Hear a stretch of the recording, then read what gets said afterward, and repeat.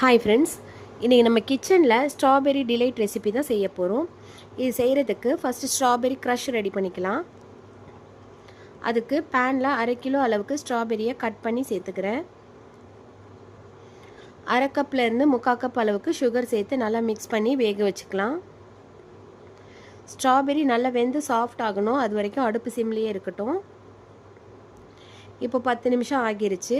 Strawberry நல்லா soft ஆகிருச்சு. சுகரும் சிரப் கன்சிஸ்டன்சிக்கு வந்துருச்சு. இந்த ஸ்டேஜில் அடுப்பை ஆஃப் பண்ணி ஆற வச்சுக்கலாம்.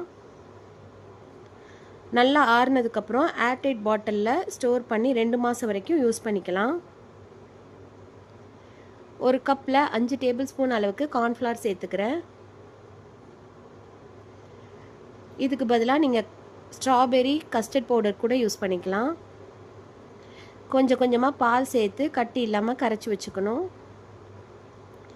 பேனில் 1.5 லிட்டர் அளவுக்கு ஃபுல் ஃபேட் மில்க் சேர்த்துக்கிறேன். இது நல்லா கொதித்து கொஞ்சம் நேரம் வற்றட்டும்.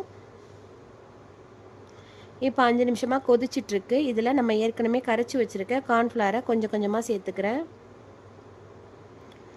நம்ம ரியல் ஸ்ட்ராபெரி சேர்க்க போகிறதுனால எசன்ஸ் கொஞ்சமாக சேர்த்துக்கிறேன். 4 டேபிள் ஸ்பூன் அளவுக்கு சுகர் சேர்த்துக்கலாம். இதெல்லாம் நல்லா மிக்ஸ் பண்ணிவிட்டு 2 நிமிஷம் கார்ன்ஃப்ளவர் வேக வச்சு எடுத்துக்கணும். அடுப்பை ஆஃப் பண்ணி ஆற வச்சுக்கலாம்.